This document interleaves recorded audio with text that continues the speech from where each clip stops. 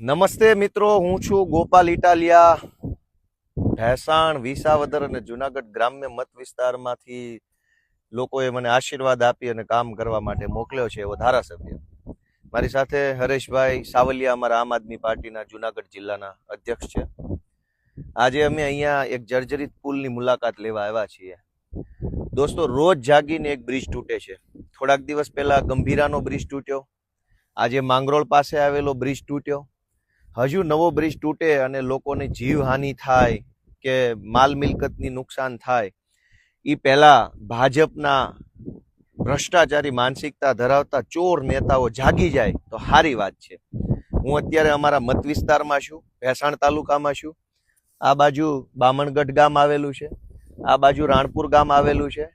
બામણગઢથી રાણપુર એટલે કે જુનાગઢ તરફ જતા મેઇન રોડનો જે કનેક્ટિવિટીનો રોડ છે એમાં ઉબેણ નદી છે અને આ ઉબેણ નદી ઉપર આવેલો બ્રિજ છે. હું તમને બતાવું, આવો આગળ. ઉબેણ નદીનો બ્રિજ. હવે આ બ્રિજ પડે અને કોઈના જીવનું જોખમ થાય, કોઈનું મૃત્યુ થાય, કોઈનું વાહન તૂટી જાય એ પહેલા ભાજપની સરકાર જાગી જાય તો સારું છે. કોઈને કાંઈ પડી નથી, બધા બિંદાસ થઈને આ બાજુ આવો જરાક. આ બ્રિજ છે, આ જોઈ લો. આવી જાઓ, અહીંયા ઉભા રહેજો. આ બ્રિજ છે, આ સરિયા છે, દેખાય છે, આવે છે એમાં.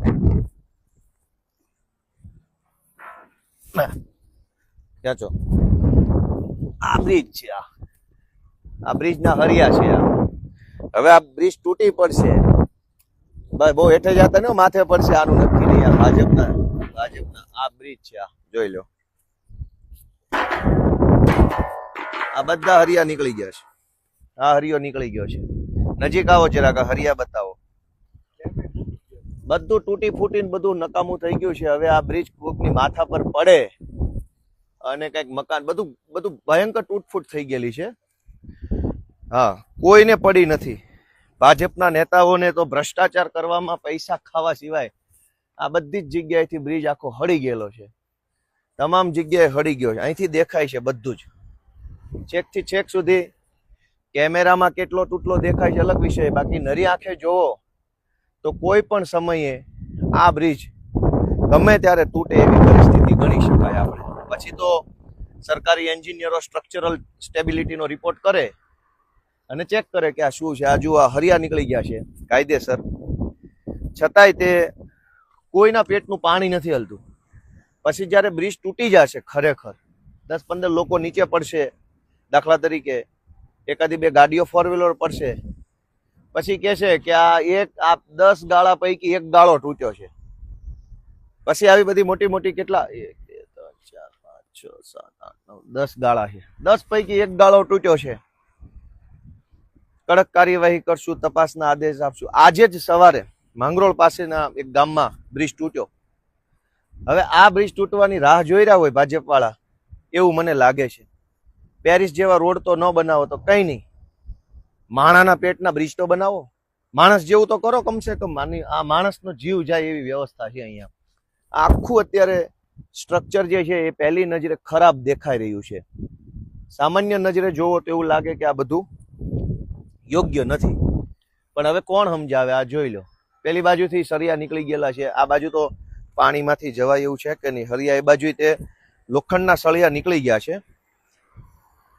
ઉભા રહ્યો જી, જવાય એવું છે કે નહીં હું જોઈ લો. ઉભા રહ્યો. હવે આ પાણીમાં લીલ છે, આમ જાય તો લહેરી જશું તો પડશું પાછા.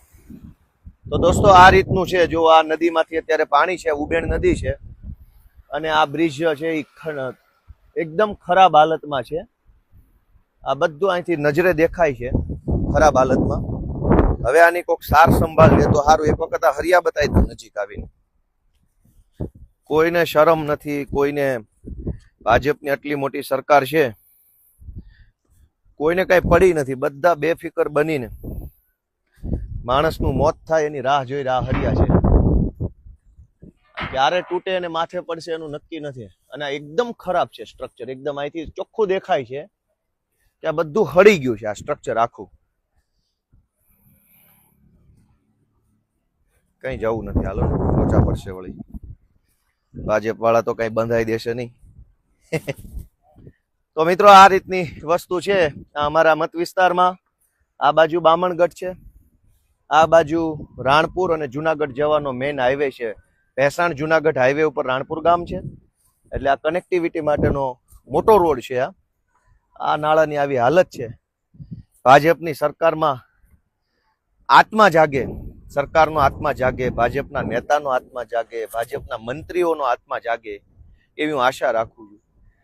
આ ભાજપની સરકાર કેટલા મોતની રાહ જોઈ રહી છે, કેટલા લોકો જ્યારે બલિદાન આપશે, કેટલા લોકોનો મોત થશે, પછી ભાજપની સરકારનો આત્મા જાગશે. ક્યારેક તો વહેલા જાગો, ક્યારેક તો સમયસર જાગો, ક્યારેક તો આંખ ખોલો. દર વખતે માણસ મરે, પરિવારનો માળો વિખાઈ જાય, લોકો હતપ્રભ થઈ જાય, લોકો આઘાતમાં સરી જાય, હોહા થઈ જાય, પછી જ જાગવાનું. કોઈ તો એવો સમય હશે ભાજપ માટે કે જેમાં તમે વહેલા જાગશો, અગાઉ જાગશો, સારું કરશો અને લોકોનો જીવ બચાવશો. એવું નહીં થાય. ગુજરાતની જનતાની મારી વિનંતી છે, ક્યાં સુધી આવું બધું ચલાવી લેશો? ક્યાં સુધી? મોત ચારો તરફ મોત છે. ડ્રગ્સથી મોત, દારૂથી મોત, દારૂ પીને ચલાવતા નબીરાઓથી મોત, બ્રિજ તૂટે તો મોત, ચારો તરફ મોતનો માહોલ. અગ્નિકાંડથી મોત, ગેમ ઝોનમાં મોત, હરણીકાંડમાં તળાવમાં તરવા જાવ તો મોત, કાંકરિયાની રાઈડમાં મોત છે, સર્કસમાં બેસો રાઈડથી પડે મોત. તો આ મોતના કૂવામાંથી ક્યારે આપણે બહાર આવશું? લોકોને વિનંતી છે પોતાનો આત્મા જગાડો. ક્યાં સુધી આવું ચલાવી લેશો? આપણે હોટલ રેસ્ટોરન્ટમાં જમવા ગયા હોય, 4 લોકો જમે એટલે સ્વાભાવિકપણે 800-900 હજારનું બિલ આવે. મીડિયમ રેન્જની હોટલમાં 1000 રૂપિયાનું હોટલમાં જમવા બેઠા હોઈએ, એમાં 250 રૂપિયાનું પંજાબી શાક મગાવ્યું હોય ને એ શાકમાં માખી, મચ્છર, ગરોળી કે કોઈ જીવજંતુ આવે ને તો આપણે વિડીયો ઉતારીને હોબાળો મચાવી દઈએ છીએ, જાણે દુનિયામાં પ્રલય આવી ગયો ને એટલી હદે આપણે વિરોધ કરીએ છીએ કે આ ચાલે જ નહીં. હું 300 રૂપિયા દીધા છે આ શાકના. 300 રૂપિયાના શાકમાં એક માખી આવે તો નથી હાલતું, પણ આપણે આખું જિંદગી, જો આપણી ઉપર બ્રિજ તૂટી પડે ને જિંદગી બરબાદ થઈ જાય એવા હલકી કક્ષાના બ્રિજો છે, હરિયા લબડે છે, તો જનતાને કોઈને કંઈ વાંધો નથી. આખા ગુજરાતમાં આવા અનેક બ્રિજ છે, તો કોઈ બોલવા વાળું નથી. 300 રૂપિયાના શાકમાં માખી નહીં ચાલે, બાકી બ્રિજ ગમે એવો હશે તો ચાલશે, સરકારી બસ ખરાબ હશે તો ચાલશે, સરકારી શાળા ફૂટેલી હશે તો ચાલશે. દોસ્તો, ક્યાં સુધી સહન કરી લેશું? શું કામ સહન કરવું છે? આપણી એવી શું મજબૂરી છે કે આવી ભ્રષ્ટ અને આવી હલકી માનસિકતા ધરાવતી સરકાર આપણે ચલાવી લઈએ છીએ? આપણને ગુસ્સો કેમ નથી આવતો? આપણને આક્રોશ કેમ નથી થતો? દોસ્તો, આપણે આત્માને જગાડો, મનને ઢંઢોળો કે ક્યાં સુધી આવું ચાલશે. ગોપાલ ઇટાલિયા તમને વિનંતી કરે છે, તમારો આત્મા જગાડો, ગુજરાતનો જીવ બચાવો. એ વિનંતી સાથે સૌને મારા જય જય ગરવી ગુજરાત.